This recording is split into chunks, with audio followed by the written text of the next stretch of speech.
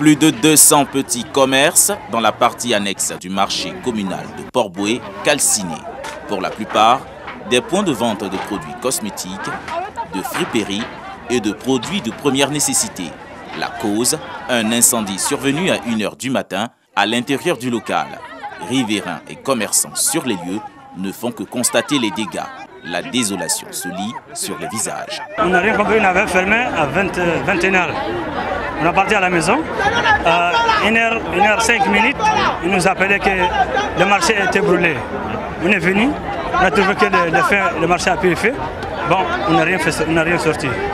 On avait 4 dépôts ici, tout est brûlé. Cette nuit-là, depuis 1 h du matin, tout est parti en feu. Mes 2 magasins sont partis en feu. Je n'ai rien récupéré. Vous voyez ce que j'ai pris comme chose dedans. Donc on a tout perdu. Le marché est contigu, si vous voulez, aux habitations. Il y a seulement la rue qui nous sépare. C'est très dangereux pour les habitations. Nous en souffrons énormément. Nous demandons au maire s'il peut faire quelque chose dans ce sens-là. Raser tout ce qui est au bord de ce marché-là.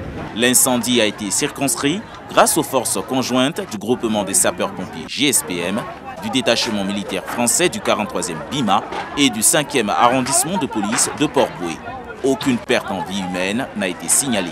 Informées de la situation, les autorités municipales se sont rendues sur les lieux et ont pris des mesures d'urgence. Des rencontres avec les sinistrés sont prévues dans les jours à venir. La mairie prend toute sa part, toute sa responsabilité et tout de suite avec les forces de police, donc on va mettre un cordon de sécurité autour du site et pour empêcher toute intrusion et laisser la place aux enquêtes qui vont s'ouvrir. Donc la police scientifique a été avertie, une équipe devrait arriver ici même dans les très prochaines heures. On pourra donc avoir accès au site et éventuellement passer au déblaiement.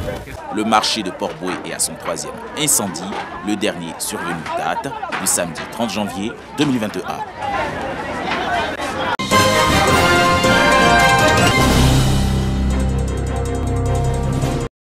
L'avènement des TIC et le développement des réseaux sociaux en Afrique et plus particulièrement en Côte d'Ivoire exercent une forte influence sur la stabilité, le rôle de socialisation et la transmission des valeurs cardinales des familles. Pour prévenir les familles des dangers des réseaux sociaux, la direction de la promotion de la famille est sur le terrain pour faire de la sensibilisation. Nous sommes tous sur les réseaux sociaux et nous voyons les informations qui sont véhiculées, des informations tendancielles qui manipulent des masses. Il faut attirer l'attention des parents sur cet état de fait, qu'ils attirent leur attention sur les dangers que cela peut représenter pour eux.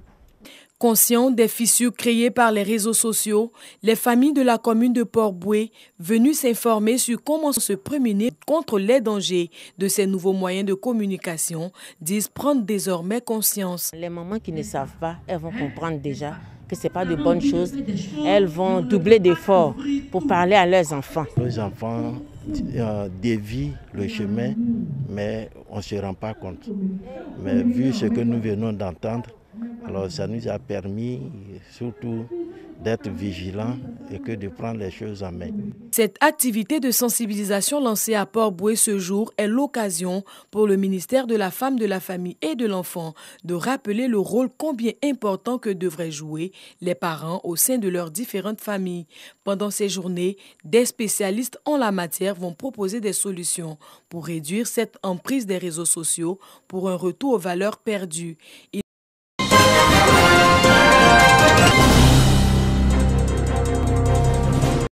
Les activités des entreprises agricoles et forestières sont menacées par l'orpaillage clandestin, qui gagne de plus en plus de terrain en Côte d'Ivoire.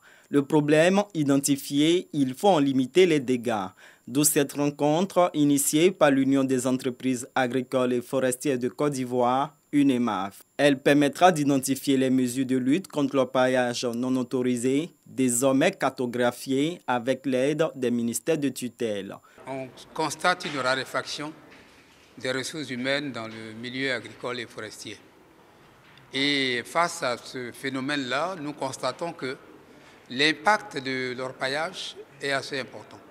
Donc il fallait inviter les parties prenantes, les ministères, le monde agricole, pour venir vraiment discuter de ce problème-là qui est fondamental pour les recherches de réussite dans le secteur agricole. Une opération suivie de bout en bout par l'OIT, l'Organisation internationale du travail. Dans le secteur de l'orpaillage, on voit bien des déficits très importants de travail décent, avec des vrais problèmes de santé-sécurité au travail, de travail des enfants. Et donc l'Organisation internationale du travail est vraiment aux côtés du gouvernement ivoirien pour pouvoir améliorer la situation dans ce secteur-là.